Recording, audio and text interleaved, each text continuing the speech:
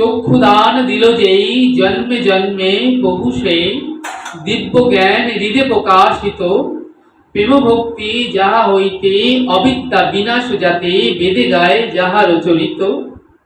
তাহলে চক্ষুদান দিল যেই জন্মে জন্মে প্রভু সেই দিব্য জ্ঞান হৃদে প্রকাশিত,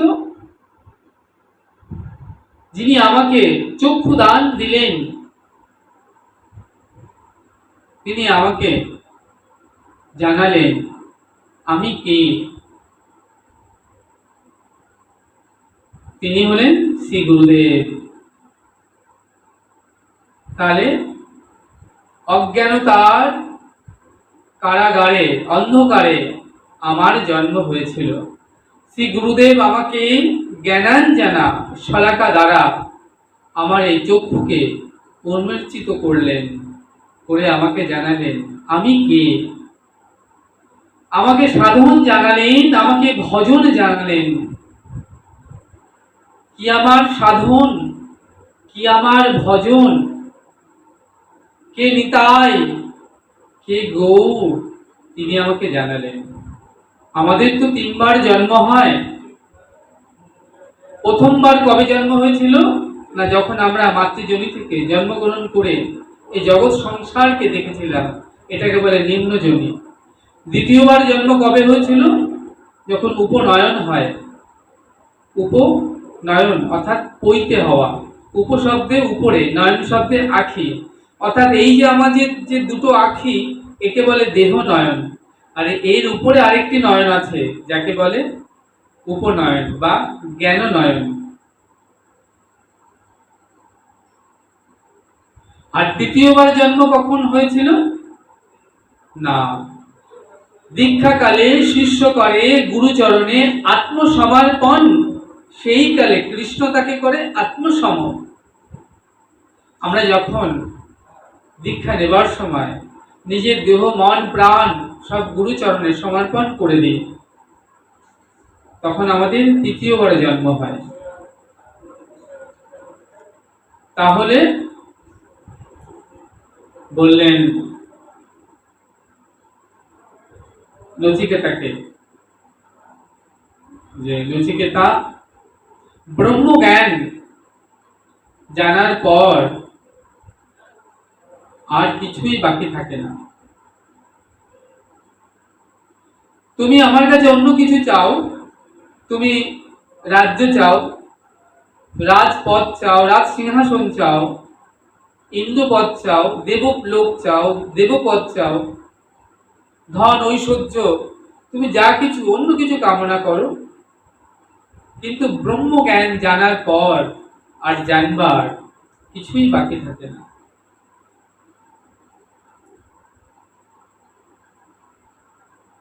অনেক ভয়ের কারণ এলো, কিন্তু নচিকেতা বললেন যে না, আমি, হে গুরুদেব, আপনি আমাকে কৃপা করে যদি দ্বিতীয়বার, হে ধর্মরাজ, আপনি যদি আমাকে বর দিতেই চান, কৃপা করে আমাকে ব্রহ্মজ্ঞান দান করুন।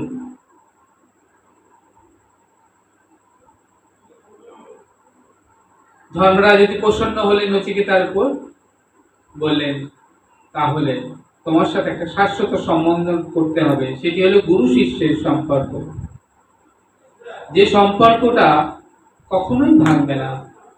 এই সংসারের সকল সম্পর্ক ভেঙে যায় মৃত্যু নামক কারণ উপস্থিত হলে, দেহ পতন হওয়ার সঙ্গে সঙ্গে। বলছেন যে দেহ পতন হওয়ার সঙ্গে সঙ্গে সম্পর্ক, ভালোবাসা, প্রীতি, প্রেম সবকিছুই ভেঙে যায়, নষ্ট হয়ে যায়, সেগুলো আর থাকে না। তখন সেগুলো স্মৃতি থেকে বিস্মৃতি হয়ে যায়। কিন্তু বলছেন এমন একটি সম্পর্ক আছে যেটি মৃত্যু নামক কারণ উপস্থিত হলেও ভাঙে না, সেটি একমাত্র গুরু শিষ্যের সম্পর্ক। বলছেন এই জন্মে যিনি তোমার গুরু, আগের জন্মেও তিনি তোমার গুরু ছিলেন এবং সামনের জন্মেও তিনি তোমার গুরু হবেন। দৃষ্টান্ত দিচ্ছেন এখানে যে রুইদাস মুচি। রুইদাস গুরুদেব বললেন যে তুমি প্রত্যেক দিন 5 বাড়ি থেকে ভিক্ষা করে যা পাবে সেটা এনে ভোগ লাগিয়ে তুমি সেবা পাবে। রুইদাস কি করলেন না, লোভবশত আরো 2টো বাড়ি অতিরিক্ত অর্থাৎ 7 বাড়ি থেকে ভিক্ষা করলেন।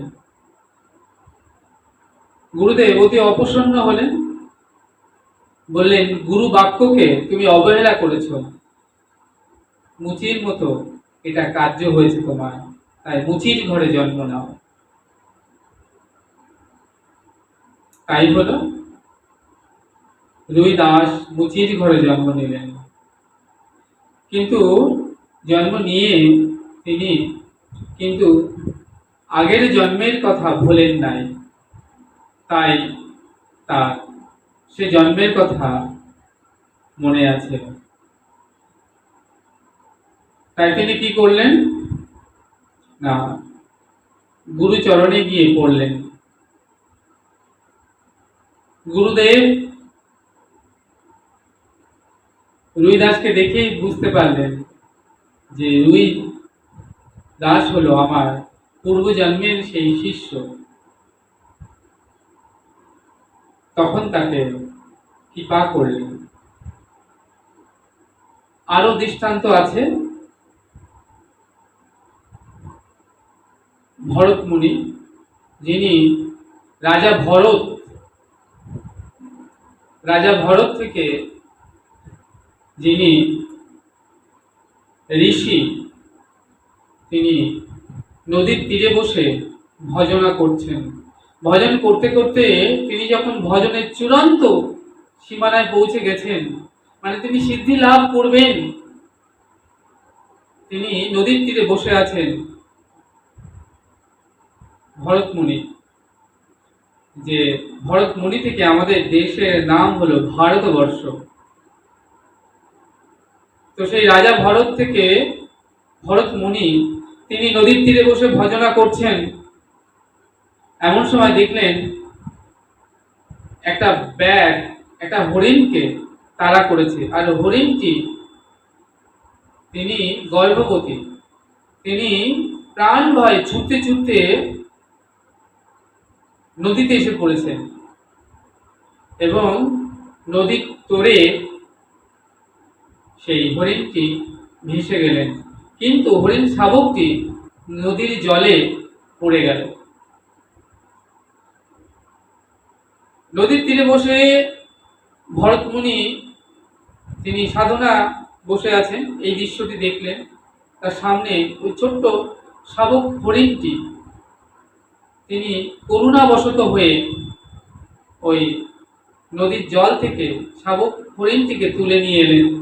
এখন ওই শাবকের মাতা হরিণটি, তিনি তো নদীর তোড়ে ভেসে গিয়েছেন।